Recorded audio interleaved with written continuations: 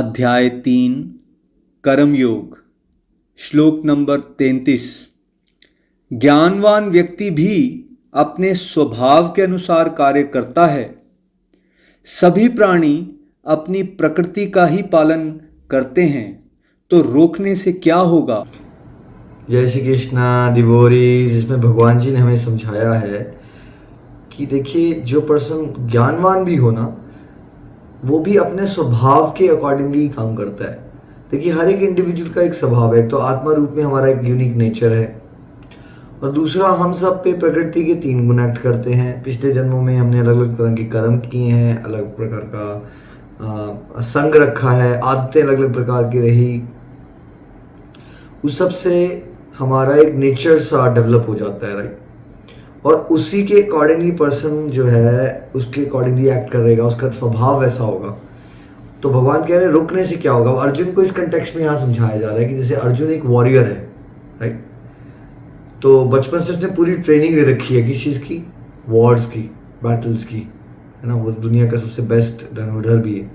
सो अब भगवान उस कंटेक्स्ट में अर्जुन को समझा रहे हैं कि भाई अभी तो वो ये कह रहा है ना, इमोशंस उसके ऊपर हावी हो गए हैं, तो वो एक्चुअली कतरा रहा है कि वो ये लड़ाई ना करे। वो उसको धर्म युद्ध नहीं दिख रहा है, उसको लग रहा है कहीं मेरे अपनों का कोई नुकसान ना हो जाए, मुझे दुख ना मिले, किसी को कष्ट ना पहुंचे।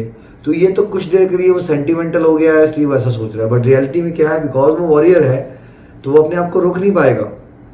वो कहीं ना कहीं उसने यही काम करना है। हो सकता है वो इस बैटल से भागने की कोशिश करे, बट मान लीजिए अर्जुन को अगर या किसी वॉरियर की टेंडेंसी पर्सन को कहीं जंगल में भी भेज दिया जाए, वो वहाँ भी कोई कबीला बनाएगा। वो अल्टीमेटली कोई राजा वाजा बन के या कबीले का मुखिया बन के वहाँ पे भी कोई ना कोई फाइट्स में इन्वॉल्व हो जाएगा, बिकॉज उसकी टेंडेंसी वैसी है। तो हर एक इंडिविजुअल की एक टेंडेंसी होती है। इसको आज के भाषा में हम एप्टीट्यूड भी कह सकते हैं। हर एक पर्सन को अपने एप्टीट्यूड को समझने की कोशिश करनी चाहिए, और फिर उसके अकॉर्डिंगली उसको चॉइसेस लाइफ में लेने की कोशिश करनी चाहिए।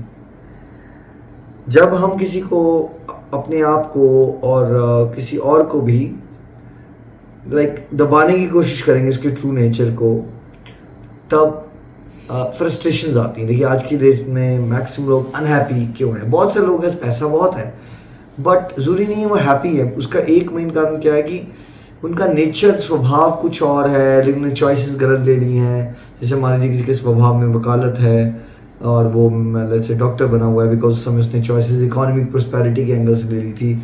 अब वो उसके जो स्वभाव है पूरा मीट आउट नहीं हो पा रहा है ना।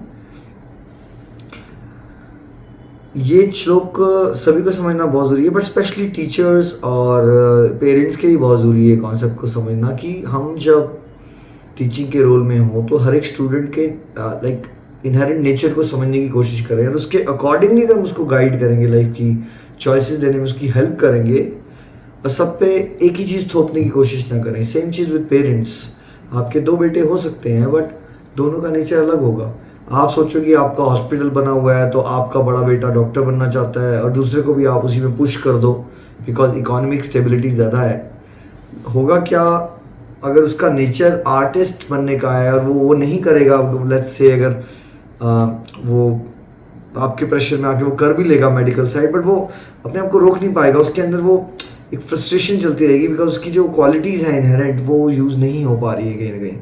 मैं इस मामले में अपने आप को बड़ा सौभाग्यशाली मानता हूँ, क्योंकि कहीं ना कहीं जब मैंने BDS ज्वाइन किया और बाद मैंने रियलाइज़ किया कि उस समय पे कि वो जो दांतों का काम है, पेशेंट के साथ बैठे रहना, मतलब दांतों में घुल के कैविटी कटिंग करो, रूट कैनाल ट्रीटमेंट करो, वो पर्सनली मुझे बहुत ज़्यादा बोरिंग सा लगता था। कि मुझे बाद में रियलाइज़ हुआ वो करके कि मेरे को ऐसा कुछ चाहिए जहाँ मैं इंटरेक्शंस कर सकूँ, बातें करूँ, किसी को कुछ पॉइंट समझाऊँ, किसी के बिहेवियर को समझूँ, उसको बिहेवियर मॉडिफिकेशन में हेल्प करूँ, उसकी लाइफ कोचिंग करूँ।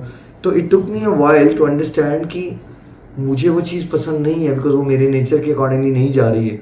और आई वॉज वेरी ब्लेस्ड कि मैंने फिर पोस्ट ग्रेड सोशल वर्क में की, समाज सेवा जैसी पढ़ाई की, और बाद में भगवान की बड़ी विशेष कृपा हुई कि भगवान ने अपने रास्ते में चला लिया। तो भागवत गीता भी समझ आना शुरू हो गई थोड़ी थोड़ी, और वो उसको जब मैंने बांटना शुरू कर दिया तो मेरा जो नेचर था उसके अकॉर्डिंगली मैं फंक्शन करना शुरू हो गया, और I start feeling very happier. तो ऐसा नहीं है कि मैंने बहुत पैसा कमा लिया और समथिंग लाइक दैट, नथिंग।